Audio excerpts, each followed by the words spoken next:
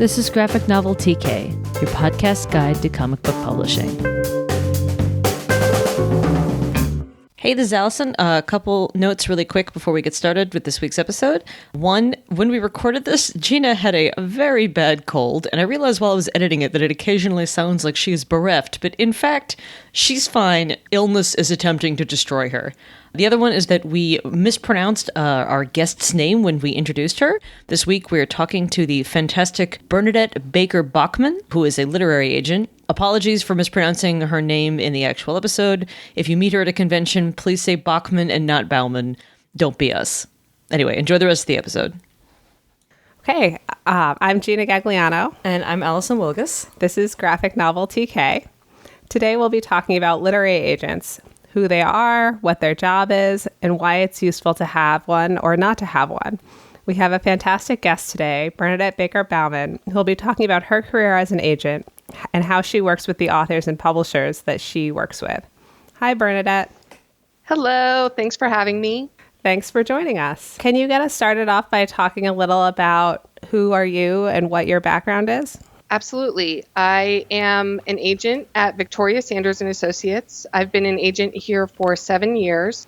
And prior to joining Victoria Sanders and Associates, I had my own agency called Baker's Mark Literary Agency that was based in Portland, Oregon. As it relates to comics, I started agenting at a time when commercial publishers were starting to notice and desire comics a little bit more than they had previously. There were books like Mouse that were part of the public discourse, and Persepolis, and Blankets, which was being shelved in the memoir section instead of the graphic novel section.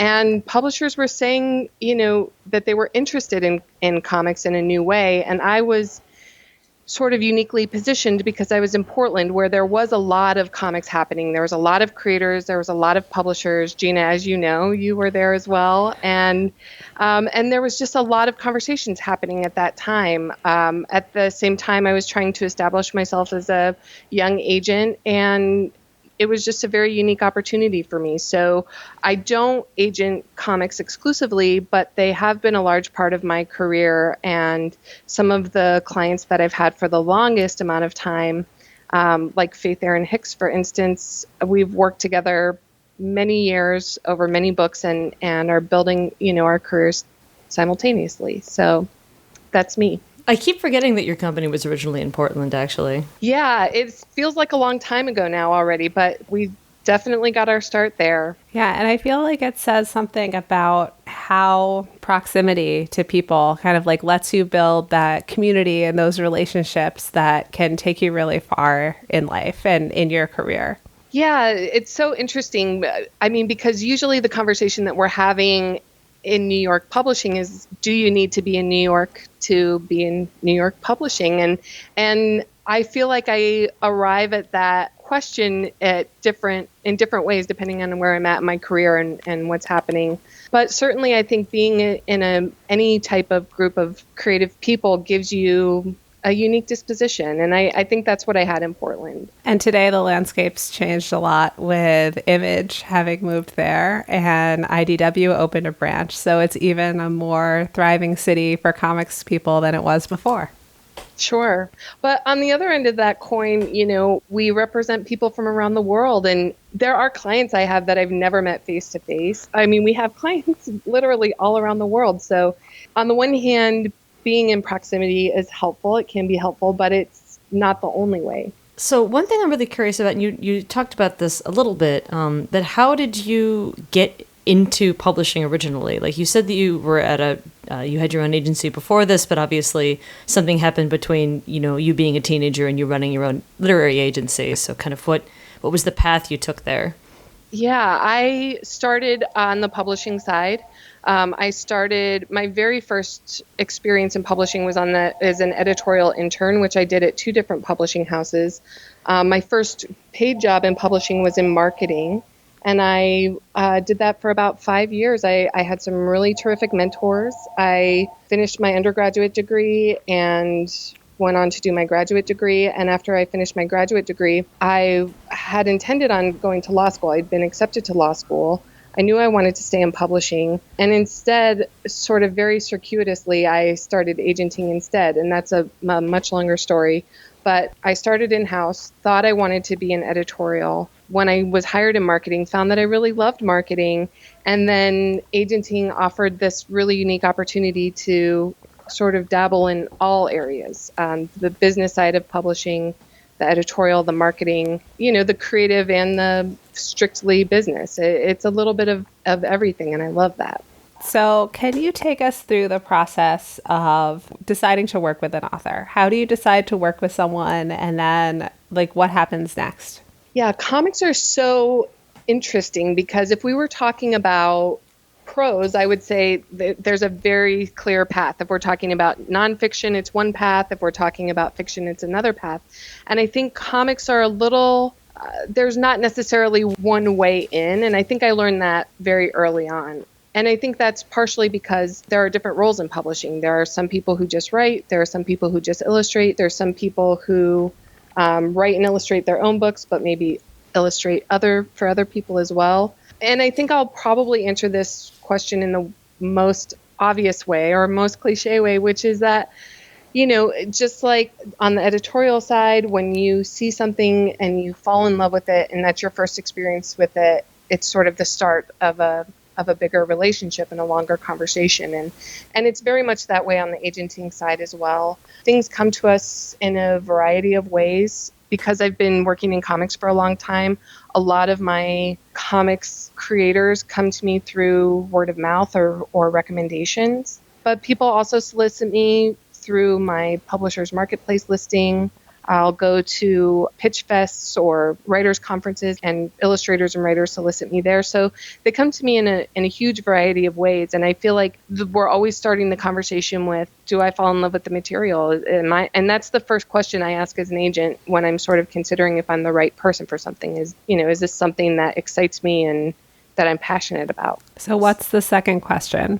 The second question is, can I sell it? And, that question, usually the sort of generic way I answer that is, can I think of half a dozen editors off the top of my head without really drilling down that I think would love this material as well?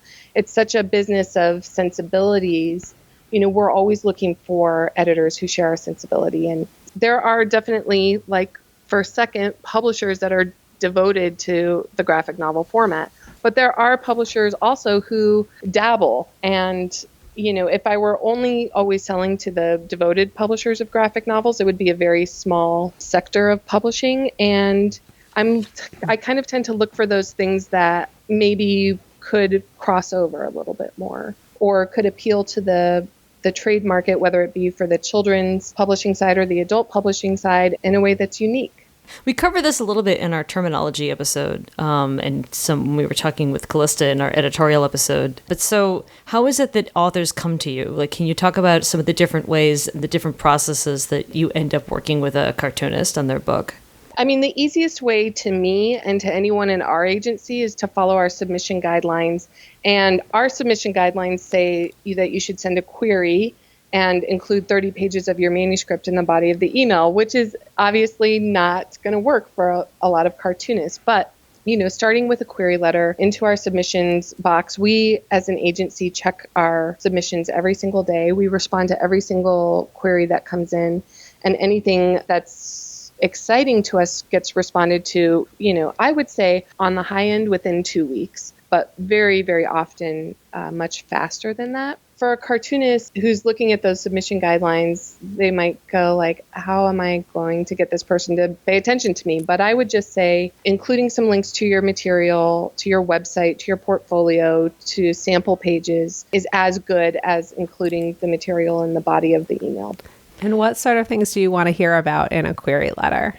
For me, a very well thought out query letter is about 3 to 4 paragraphs long.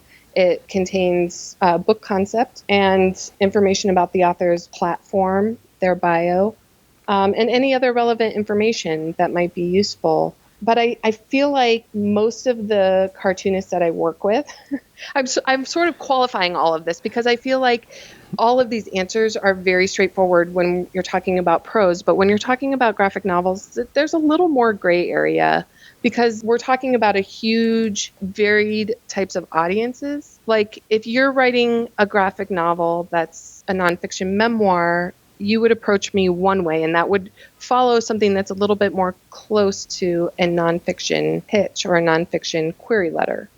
Does that make sense? Mm-hmm. The other thing I would say is there's a lot of graphic novels that I've sold based on a proposal where the whole book is not written and illustrated yet.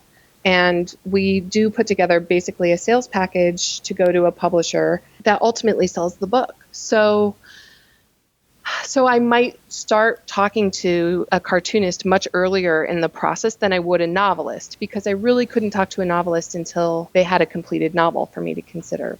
In most cases. A good example of this is my client, Laura Terry, who had a book come out just this month called Graveyard Shakes with Scholastic. And when she came to me, she sort of came to me with like 3 or 4 really interesting illustrations and like a concept statement, and was like, this is the book I want to draw. And I really loved her style. I really thought this story was wonderful. And so I told her what I needed in a package to pitch to publishers. And I sort of said, go off and create this proposal and then come back to me. And once I see this proposal, I'll know if I'll be able to sell it or not. And that's this part where we'll start working together. Even though I gave her feedback and said, go off and do this thing, I gave her an assignment. It wasn't until she came back to me with a project that I said, yes, okay, I love this and I can sell it, that I then offered representation. So you've talked about this a little bit in kind of explaining the process of working with some of your authors. And again, we got into this a little bit when we were talking to Callista, for instance, but what do you see as your responsibilities as an agent when you're working with your authors? If you're talking to them and they're asking you, what is working with you going to do to change my career, or how are you going to help my book, or how are you going to be dealing with me on as I'm kind of moving forward with this process, how would you describe that? Well, I think the author-agent relationship is very simpatico, and the way I look at my relationship with the authors that I work with is that it's a business relationship. The author is sort of managing an entire business, especially if they're a multi-book author, and I am sort of their partner on the ground in terms of managing the business side so that they can manage the creative side. And we do that in lockstep. We work in full transparency and we work in consultation with our clients, but we're always trying to ultimately do the same thing, which is grow their career. So do you conversely think of yourself as having responsibilities to the publisher as well? How do you work with them? Yeah, I mean, I do think the role of the agent is to be a facilitator. I feel like the publisher always has the same goal in mind as well. A publisher is not going to sign up a project that they want to see fail. A publisher wants to see all of their projects succeed. And so it's my job to, I think, facilitate the relationship between the author and the publisher. If anybody's unhappy in that relationship at any point, it's the agent's job to help navigate that. So I think that's a responsibility. And I think you have a responsibility to represent your client well out in the world. I think there's a lot of perception that agents sort of are out there in the world doing what they're supposed to be doing, and you might not hear from your agent for months. And I would say that's a rumor we're trying to dispel. In the work that we're doing, we work very closely with the clients that we represent. And it's why we have to be very selective about who we take on as a client, but we work very closely with our clients in building their career at every stage of the process. So we start the conversation at, do we love this book? But then we work with the author to put together the material to take out to a publisher. And then we take the material out to the publisher and try and sell it. And we try and sell it in a way that's to the author's benefit. And we try to get them the absolute best deal possible. And there's a lot of ways that we strategize to do that. And then once we have an offer on the table, we negotiate the best deal possible for our clients. And then we take them through the contract process. And then after that, there's still the whole process of working with the publisher. So we're with them all the way, from the very, very beginning of the process to the very, very end of the process. And then hopefully at the end, the author wants to do it all over again. And then we do. Unlike with literary fiction, with prose novels, many professional, well-regarded cartoonists do not have agents. Not only is self-publishing more of a thing in comics, unagented cartoonists are more of a thing than they are with prose authors. So if an individual cartoonist is trying to make a decision about whether or not they should be trying to find an agent before moving forward with their project, what kinds of questions do you think that they should be asking themselves? Like, what do you see as a sign that maybe you should be looking into an agent in terms of their temperament or in terms of the kind of book that they're working on? Like, how should somebody make that decision, do you think, in your experience? That's a really interesting question. I mean, I've never really thought about it from that perspective. I mean, I can say there are few instances where I've felt that a writer wouldn't be better served by having an agent. But I use writer broadly. I'm obviously referring to illustrators, writers, cartoonists, anybody that I could potentially represent. I'm calling a writer. There are some instances where a client I represent will come to me with a contract from a very small press that they've gotten on their own. They've nurtured that relationship that advances little or nothing. And in that case, I might, as an agent, say, let me step aside on this one, and I'm not going to commission you, and let me look at this agreement and just make sure you're not signing up for anything you don't want or that's going to hurt you in the future. There are those instances where an agent's not necessary for the deal. But I think in terms of managing a career, I personally think I would always want to be in consultation with somebody, even if it's just at this sort of high level of what's my next step in my career? Are there other things I could be considering? Are there things that I'm not doing that I should be doing? And then also just representing the author's interest. I think it's very, very hard for an author to have a well-nurtured creative relationship with any publisher if they're also trying to manage the business relationship, because you sort of have to approach those conversations differently. And I always try to keep the conversation that my clients are having with their publisher creative, and I'm always trying to manage the business conversations so that those two conversations are never made muddy by the other. It's always interesting to hear different people's take on this. Is one of the reasons I wanted to ask you about this. So I appreciate you kind of getting into it a little bit. So you talked about, your relationship with the publisher as a business relationship. Can you talk about how that relationship works, especially starting with the pitch? You said you had this pitch for Laura Terry for Graveyard Shakes, I'm assuming. What did you do then? Like, do you approach one publisher? Do you approach lots of people? Do you call them? Do you write them letters? Do you go to their office? Yeah, our process, and I say pretty much our office operates this way. And our process is that, once we have the material, we worked with the writer to get the material to a place where it's ready to pitch. At that point, we put together a pitch list, and that pitch list will vary, based on the material. So we don't go to the same editors for every project every time. We really try to pick editors that are right for the book that we're pitching. And that list may have 10 editors on it, or it may have 25 editors on it. And it really just depends on the material. When that list is ready to go, what I do is I put together this pitch package into an email that's very easy to send off.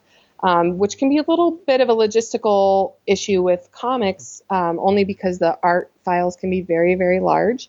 So that's always something that I take into consideration when I'm putting together this pitch package.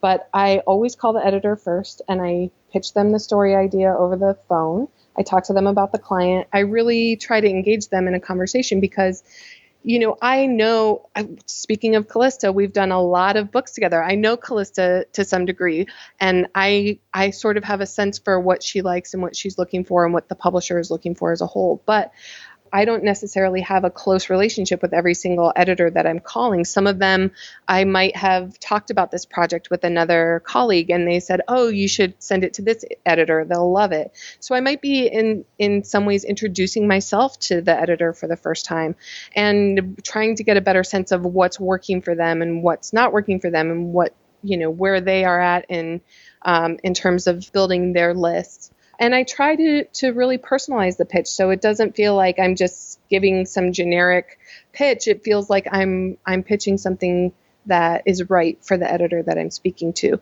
As soon as I hang up from that phone call, I send the pitch package in an email. So it's sort of 2 points of contact right away. You get a phone call from me, and then you get an email following up with all the materials. In that pitch package, I will build a query letter that is very similar to what an author would build when they're querying me. And in that query letter, I'll include information about the project and also the author, I will also ask the editor to respond to me by a certain date. And I'm sure editors don't love that.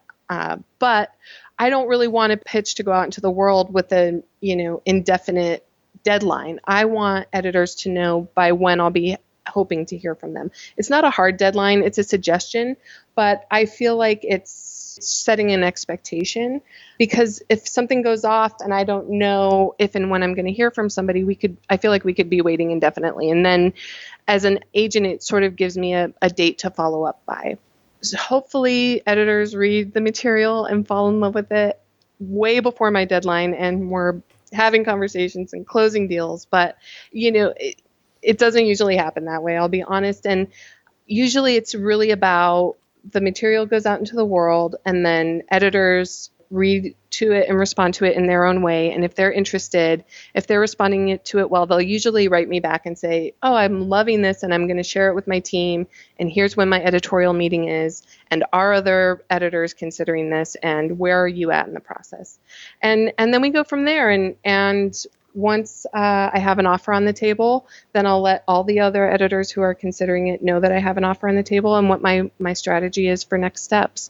And that strategy really varies based on so many factors, like how many editors I have interested, what this initial offer looks like, who my sort of top pick for an editor is for the project, if the project has worldwide appeal, if the publisher is making an offer on world rights or North American rights. There's like a million factors that go into that next steps question, but that's sort of our strategy for getting to the offer point. I should say there's one part I skipped, which is that after I finish my submission, I always share my submission list with my clients, and I offer to share feedback as it comes in from editors. Some authors want to hear that and some don't.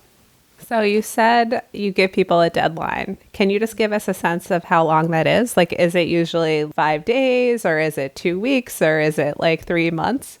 Usually it's a month. Sometimes it's shorter. And I would say sometimes it's longer, but usually only longer if there's other factors like Book Expo America is going on, or London Book Fair, or something where editors might be delayed either because their focus is going to be on something else, or the team that they work with will be delayed by that thing. I feel like we hear a lot about auctions. I feel like auctions are probably the most excitingly talked about part of the book pitching situation. Can you talk about how one of those works? Yeah, how frequently do those actually happen? I mean, we go through times where they're happening very frequently and times where they're infrequent. I mean, the only factor about when you go to auction is whether or not you have multiple parties interested. And sometimes editors will try to keep agents from going to auction by making what's called a preemptive offer, which is an offer that is essentially designed to make an agent not want to consider any other offers. So when we go to auction, I mean, there are many ways to organize an auction. And I think it largely depends on how many editors you have interested in the property and how high the stakes are. Is there anything specific you want to know about auctions? I know literally nothing about them at all. I'm intensely curious about how they work logistically. And every different agency has their own rules, right? Or you might have different rules for different auctions that you're doing. Well, yeah. I mean, there's no one way to set an auction. Sometimes we'll write to all of the interested editors and say, we're going to auction. We want your best and final offer by this date and time, and reserve the author's right to make the final decision whether or not your offer is the highest. And that's one type of auction. Another type of auction is to say, we're going to go out for auction. We need your first offer by this date and time. The best offers, the best 2, 3, however many offers will go to a second round or a third round, until we get down to the best 2 offers, in which case we'll be down to our last 2 contenders and the best offer will win. But, it's all based on the specific logistics of who's interested in going to auction.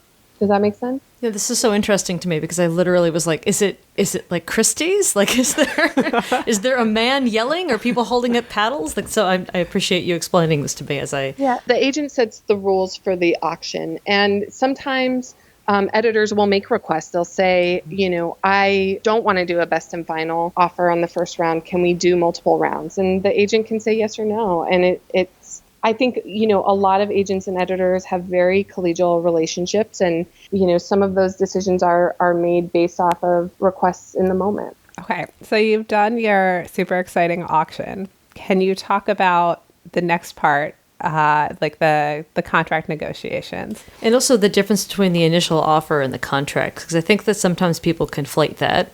Like, what's included in an offer, and then how do you move from that to actually negotiating a contract?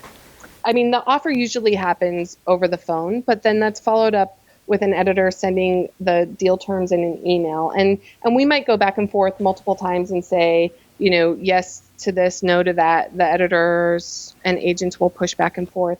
And that's pretty high level. I mean, it's the advance, it's the payouts, it's often the royalties, it's often the subsidiary rights, but it's not the minutia. And usually the minutia is dealt with in the contract negotiation stage. And each agency has their boilerplate as well. So usually we're starting from a place where we've already negotiated the high-level terms, and now we're doing the deal-specific terms. Can you give us some examples of high-level terms? Like probably like the advance is one of them, the rights. Like you mentioned what? a couple of them. Yeah. Is there anything? I mean, there's the advance, there's rights and royalties. So is that usually all that that initial offer is going to include, or does it depend on the individual book? It usually depends on the publisher.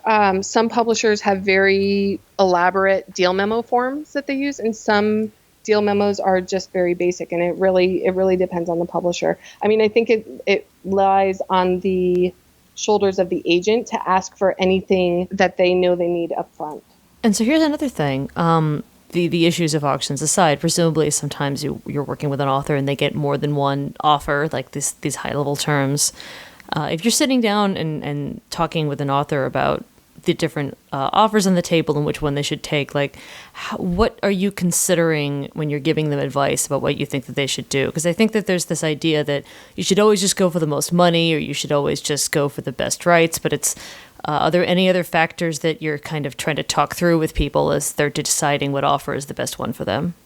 Oh, absolutely. I mean, what we will do in the case of an auction is put all of the offers into a grid so we can really look at them side by side, apples to apples. This publisher is offering this advance, this publisher is offering this advance, this publisher is offering a third advance.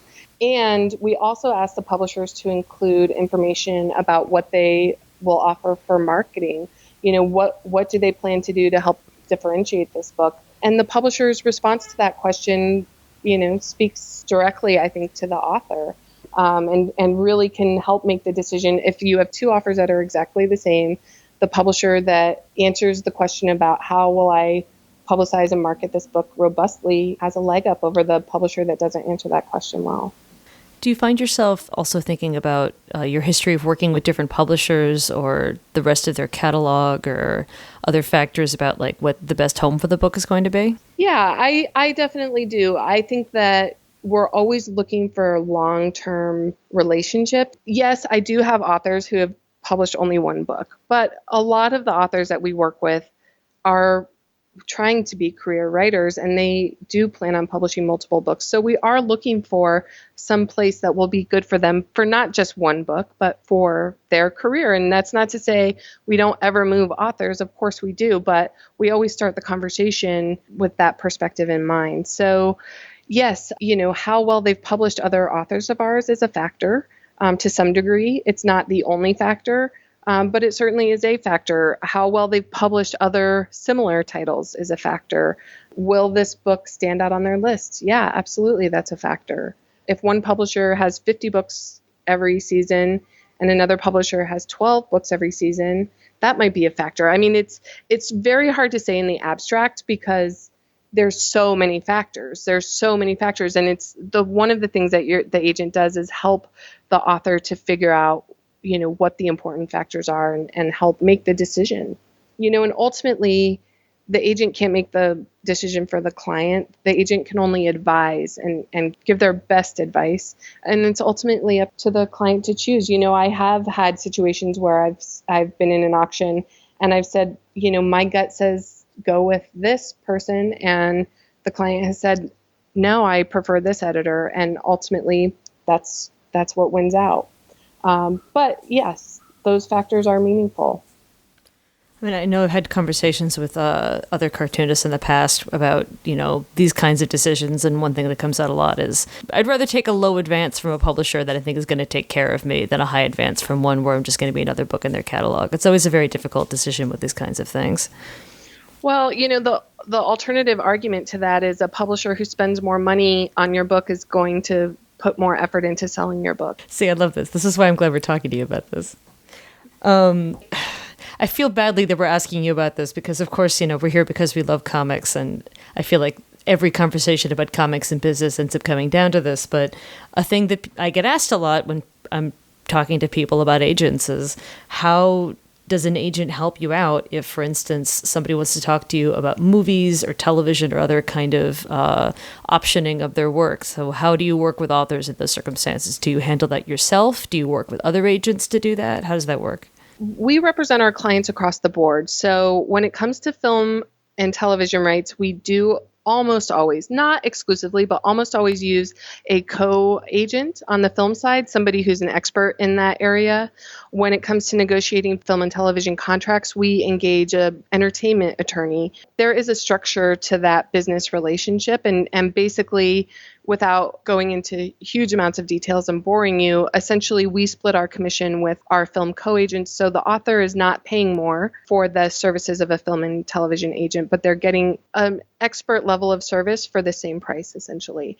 We do not work with one agent exclusively on the film and television side. We work with multiple different agents across various agencies, and that, just like us falling in love with the book, the film and television agent we work with has to fall in love with the book too, because it's very difficult to sell something you're not in love with.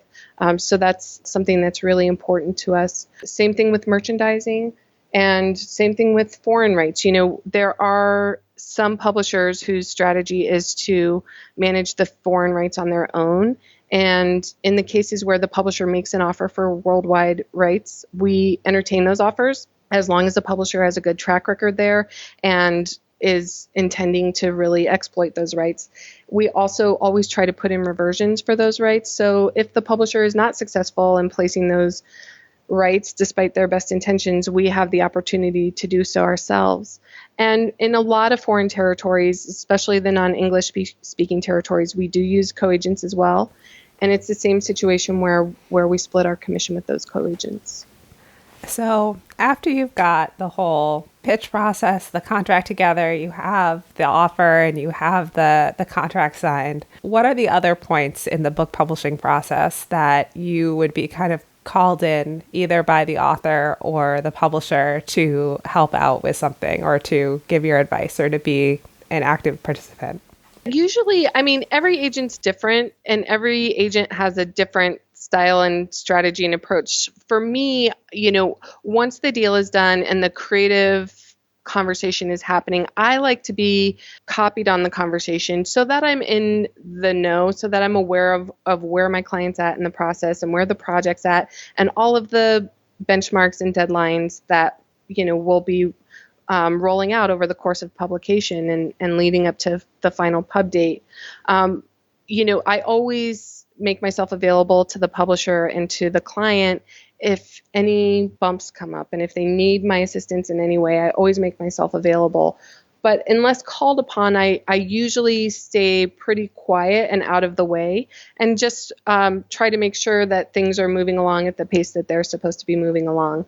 I think one of the hardest things is there are some clients and some publishers who just, despite your, as many times as you may ask, don't include you on correspondence. And it's only when something starts to go wrong that you start hearing from them.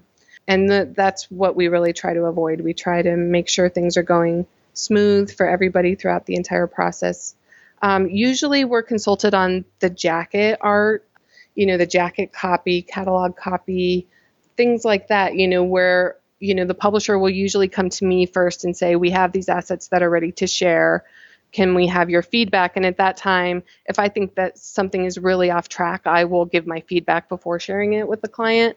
If everything's on track, whether it needs to be adjusted or is terrific and perfect and ready to go, I'll usually be the person to loop the author in, and we'll have a conversation about it. And then I'll go back to the publisher with our feedback. And then, the editorial conversation pretty much happens between the author and the editor. I might be called in for any variety of things, depending on the book. Can you give us some examples? I feel like you would have more examples than me, Gina. What are some good examples?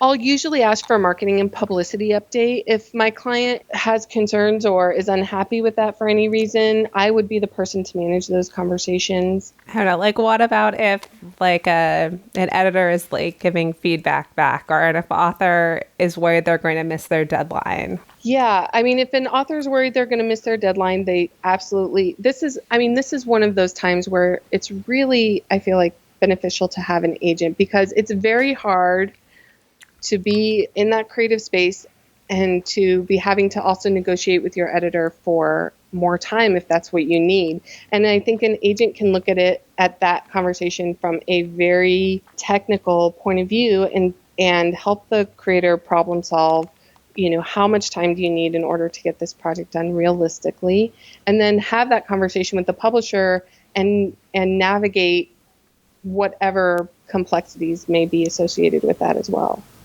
This is reminding me of some emails I need to be CCing my agent on. I'm going to go do that as soon as I get off of this interview. Like, oh, wait, Eddie probably wants to know about that. Anyway, backing up a little bit, talking about some of the kinds of problems that people can get into by signing a bad contract, for instance, like things that you try to make sure that you talked earlier about how sometimes you want to look at contracts that your clients might have, even if you're not going to represent them, just to make sure they're not signing something they're going to regret.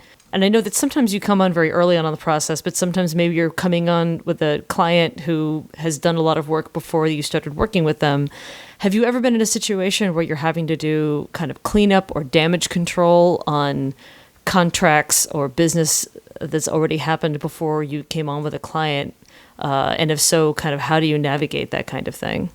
Oh, absolutely. I think that I was dealing with an issue related to this week where not my client, but another client on the project didn't have her agent at the time of signing the agreement, and her agent is now being brought in to deal with an issue. And I think that's part of the benefit of having an agent, and it's part of the job of being an agent is to help your authors manage those things. I don't even want to say they're missteps or mistakes. Sometimes things come up that are not the fault of the creator and not the fault of the publisher's contract being bad and not the fault of any ill will or bad intentions. It's just, this is a business that, has deadlines and has benchmarks, and sometimes those benchmarks can't be met. And I feel like it is the job of the agent to help the creator navigate those, and they can be varied and they can be vast. I've had to ask for rights back on projects that, clients sold before I represented them.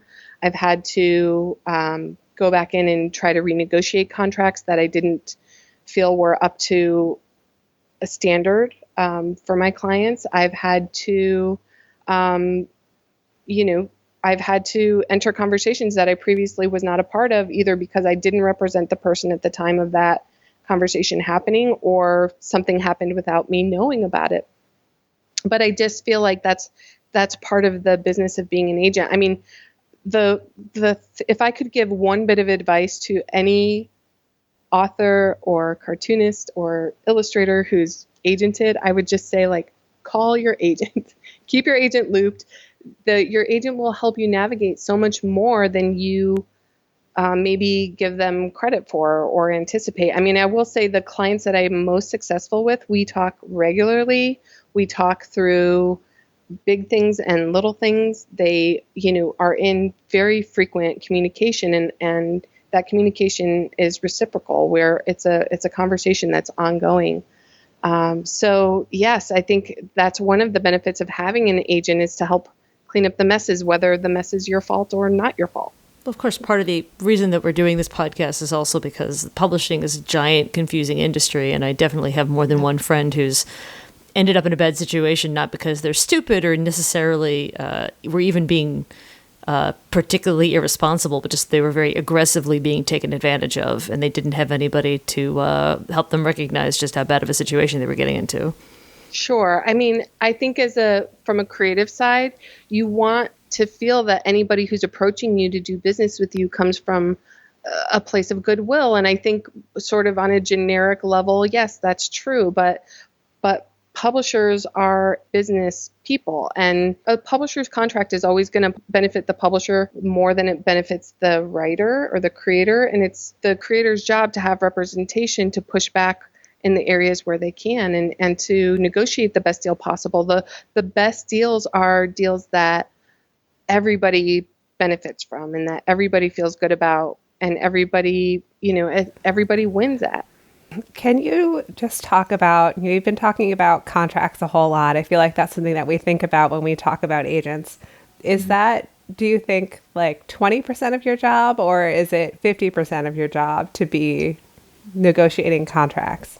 I would say it's not 50% of my job. I would say it's hard to say exactly how much of my job it is. I mean, for each new deal, there's a new contract. But if I'm doing my fourth deal for Faith at First Second, then the amount of time I'm spending negotiating her contract is much less because I've already negotiated 4 times for her. If I'm negotiating for a client for the very first time, then I'm spending much more time on that negotiation and getting the contract to a place where I want it to be. Contracts are, I was just talking about contracts in my office today. I mean, I love negotiating contracts. It sounds a little bit silly to say that, but it's really important that the contract is right and that, it's also right for the particular client and the particular project. So contracts are really important, but I would say they don't take up a huge amount of if I were to sort of calculate how much time I spend in a year working on contracts, I would say maybe 20%, and sometimes more and sometimes less, depending on the client. So you've mentioned a few times that comics and prose are different. You talked a little about file size, and you talked about the pitch materials being different between comics and prose. But do you find that there's any other points of the process that are different between the two forms? Yeah, I mean, with prose, with fiction, you really need to, in most cases, have a finished manuscript to try and sell to a publisher. It's infrequent that you sell fiction based on a partial manuscript. With comics, you might be trying to sell a script. You might be trying to sell something that's even less formed than a script. If I'm trying to sell something that's by a writer-illustrator that's incomplete, then I usually am selling something that looks more like a proposal. And that proposal, I would say the closest thing it mirrors on the prose side is a nonfiction proposal, in that it has things like a book concept, author bio, an outline of the story, but it might not. It might have sample chapters or a sample chapter, but it wouldn't necessarily have the whole completed book. And that's intended to try and paint a picture for the publisher about what this project is aspiring to be. And it's difficult to sell something on a proposal, but it can be done, and I've done it. It would be harder for me to do that on the fiction side, but it's very common for that to happen with nonfiction. What are some of the other differences? Sometimes I am just trying to sell the artist, and I'm not even sort of showing material that's related to a specific project, but I'm just trying to showcase the artist. And some of the ways I do that are using what the artist already has on their website or out in the world. But sometimes I'm really helping the artist put together their portfolios as well. Are there any other differences with like the timeline or the editorial process or any of the rest of the stages? Yeah, absolutely. I mean, in comics on the editorial side, usually what editors are expecting to see is work in stages. So oftentimes that's a script, and then thumbnails, and then pencils, and then inks, and then completed pages, and then adding the lettering and all at the end. On the prose side, you don't really work in stages like that. It is a much more of a conversation it is a back and forth, but it's happening with much bigger chunks of work, completed pieces of work. When the contract's done on the prose side, usually there's a due date to the publisher, and then that's really it. And there might be a editorial back and forth that happens before that due date, or that conversation might happen at the time that the book is turned in. I feel like on the comic side, that editorial process is happening in at a much closer level. To me, it feels like the editorial and the creation is happening in real time together often. Yeah, and a lot of times those thumbnails, pencils, inks, etc. dates would be negotiated in the contract too, even if it's just one person who's doing all of them. That's right. So you touched on this briefly about how sometimes you're just representing an artist, for instance, and trying to find work for them. And I'm actually really curious about this because I feel like this has actually changed a lot over time. Like since, for instance, when I was last trying to pitch something, even just a few years ago, how do you feel like the landscape is right now about cartoonists who are doing both writing and drawing versus an artist working on their own versus a writer working on their own versus an existing creative team? Kind of what do you feel like is the reception for those different kinds of, packages of talent, so to speak? Like how successful are, for instance, just solo comics writers and solo artists and whatnot kind of at this point in finding work for themselves?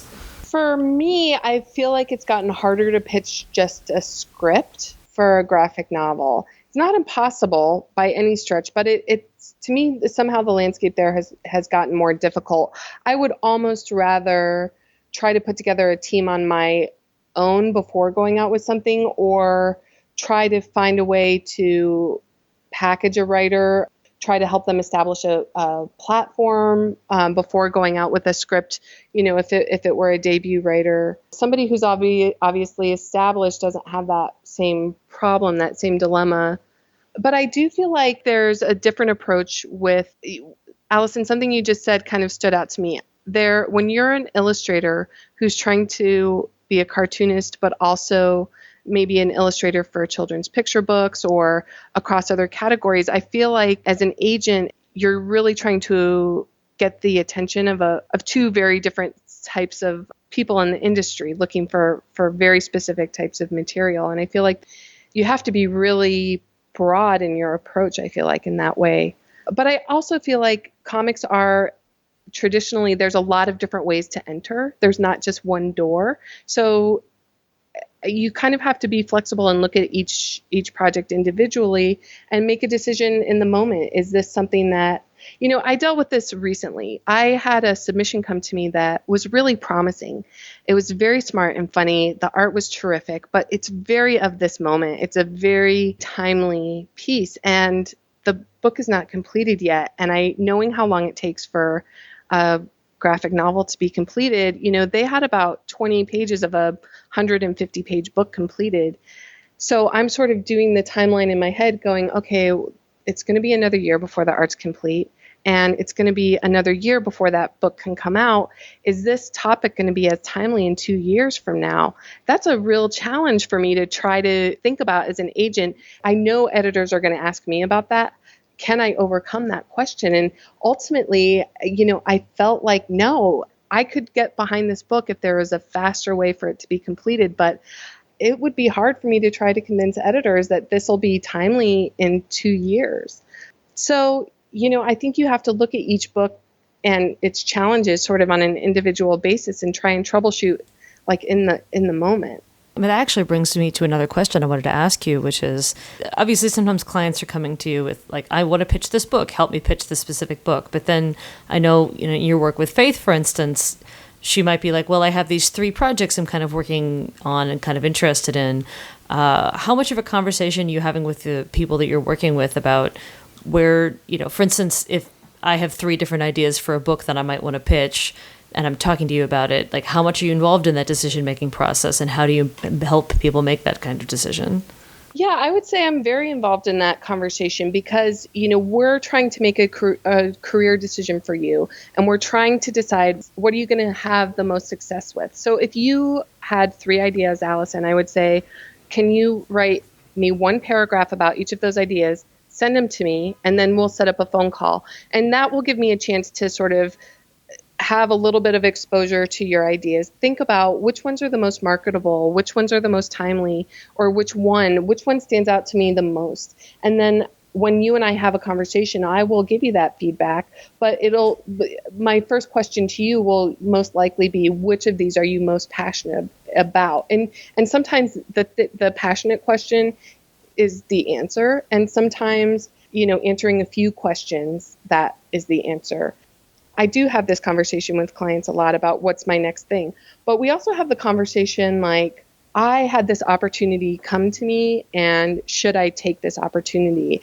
And usually the question or the conversation that I have with the creator is this something that you're passionate about?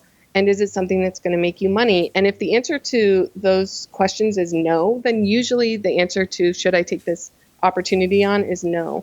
If the answer to one of those questions is yes, then it's worth a longer conversation to try and decide if this opportunity should be the next project. They just announced Faith's Avatar series that she's going to be doing, and I can imagine you had a lot of conversations along those lines while she was making that decision. Sure. And, also with authors that I've done multiple books with, there comes a time, I think, where you have to say yes to everything because you're getting established. And then there comes a time where you have to start saying no because you only have so many hours in a day and you can no longer say yes to everything. And it's at that transition point that I think it's especially helpful to have an agent to talk through those decisions with, because you don't want to make the wrong decision. You don't want to make the decision in a vacuum, and you want to sort of be choosing the things that are going to serve you the most. Do you have any advice for people who are looking for their first agent? What is the thing that you would want them to feel when they talk to the agent that would make them pick that person as their agent?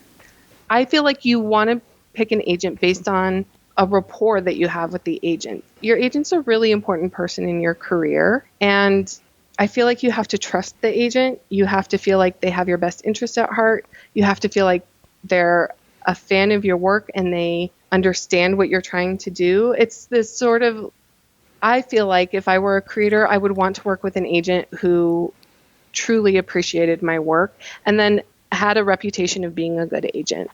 Can you give us an approximate of how many clients you have? Like, how many people are you working with?